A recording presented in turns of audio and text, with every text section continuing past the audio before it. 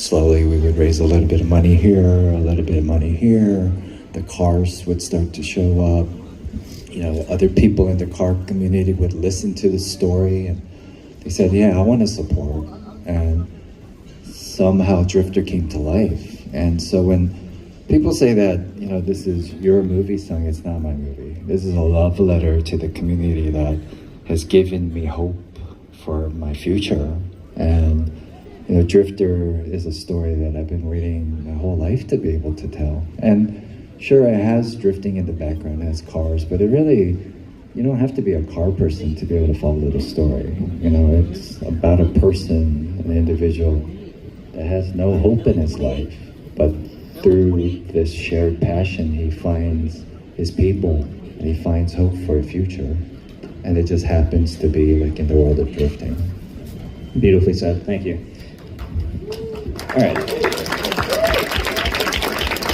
All right, so James, I think most people here know you from YouTube, obviously Speed. All right, YouTube! There we go. We got the energy, we got Speed in the house. So what was it like working on, this wasn't your first feature film, but is a leading role, you know, how'd you feel about it? What was it like doing that? It was great. This is one of the best experiences I've ever had on set. I think probably the best experience I've ever had. Before I was on YouTube, I was an actor living in Los Angeles, and kind of gave that up when I got the opportunity to be involved in Donut. And I kind of feel like since I had that one life as like an actor and a comedian, and then I had this second life as like a YouTuber, and after leaving Donut and starting Speed, it sort of feels like I've been able to like combine those two past lives. And so Sung giving me the opportunity to be a part of this was just like really well timed, and I didn't see it coming, but it was like really cool, and I'm really grateful for it. Yeah. Thank you so much. Cool. You don't have to thank us after. I do. Every question. I'm very thankful. Anyways, okay, now we have Brian Scotto! Scotto's in the house. Are you ready to accept the question, Brian? Sure. Cool. Can you smell nitrous? Can I smell it? Did you go to the dentist today? Delightful. Okay, to catch you up, I was asking the boys about, you know, what was it like making Drifter, and it being their first, well, James's second feature-length experience, and for you, making Gymkhana basically your whole life. Hoonigan, this is your first feature-length film. What was that like? What was that process? What did you learn? I mean, I'm going to echo a little bit of what I heard James say. I think it was absolutely an awesome time. When I explained it to my wife, I said, you know, I feel like I have the flu. Every day is a 16-hour day. It's absolutely brutal. It was like 105 degrees. But the worst part of it is that I loved it, right? Like as torturous as moments of it were, it was just so much fun to be able to work on something for that long, right? And I mean, all of my shoots are usually 3 to 5 days, and here we are, you know, 22 days of principal photography, but reality it was like 30 plus days between scouting and all the in-between stuff we were doing. And it was just really cool to not only be on a project for that long, work with a team that really gets kind of dug in and all invested in it. When you're doing something with people for that long, you really sort of, you know, become this family on set, and that was really a great experience. On top of that, I think being able to take this skill set that I learned, you know, for YouTube, you know, and be able to take that and apply that to the big screen was really interesting. To be able to take this thing that, you know, we did for fun and say, hey, how can we make this work in the world of Hollywood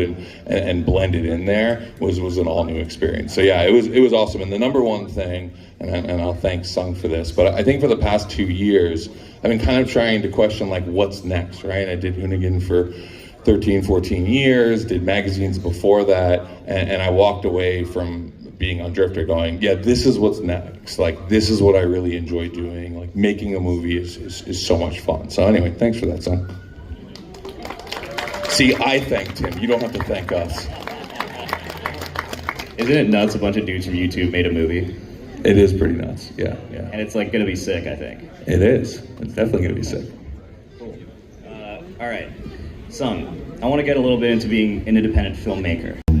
You know, when you surround yourself with people that are passionate about this thing behind us, all the details are going to be, you know, the T's are going to be crossed and the I's will be dotted and they will be honored, right? So I wanted to make sure that if I'm going to make a car film, not only on a human side that, you know, we can all connect with it, but as a car person, you're not going, what they say, like Motec exhaust, like what the, you know, it needs to be authentic to the community that we love so dearly, right? So that really, you know, I would say is really the big difference, you know. Right. You're welcome. You're welcome.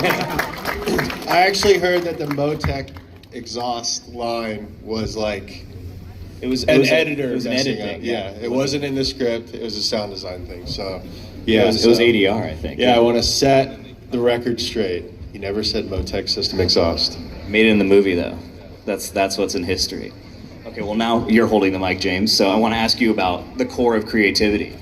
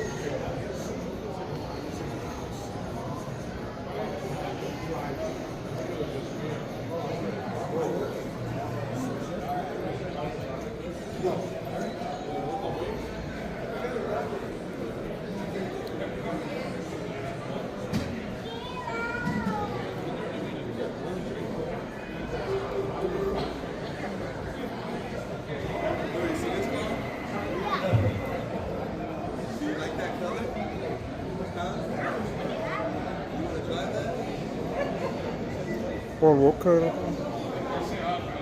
Brian O'Connor in Fast and Furious.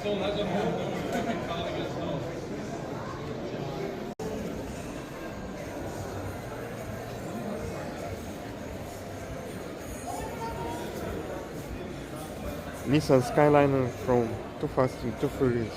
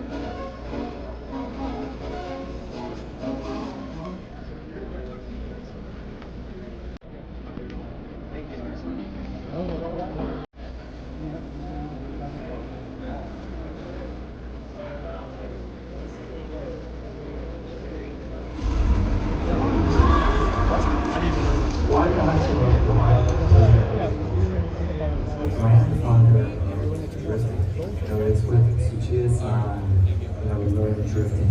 Well, at one time it was just this accessible economy. It's a car that everybody could touch and attain. I feel like that was a car that needed to be the hero of Lola, needed to represent essential, basic, attainable drifting. So this movie we are using the one part for the wheel, but we have a full different version of it, and I'm the only one who jumped in as a stunt. So you know, every single car has a different setup, which you know, it's a little bit for me to get used to, but that's part of the job, and I'm actually enjoying that process. We actually got the CR cars, right? Like our stars, Lola, out at Anchor doing its thing. You know, it's a low power car. This is a pretty kind of sketchy location. There's a lot of gotchas, a lot of ways that you can like really screw up the day. You know, in this film, you've got Lola 1, which is like a really basic 88.6. You die just absolutely.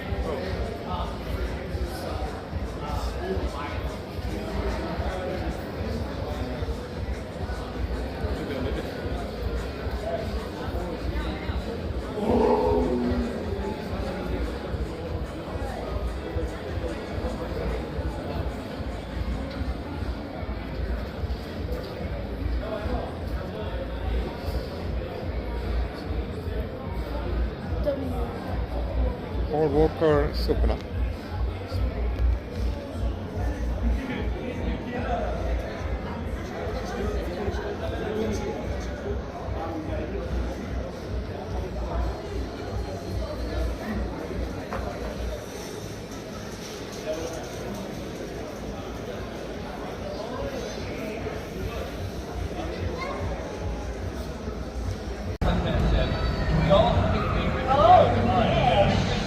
On the count of 3, I want everybody in the audience to shout out your favorite Toyota as loud as you can. Don't be shy. On 3. 1, 2, 3.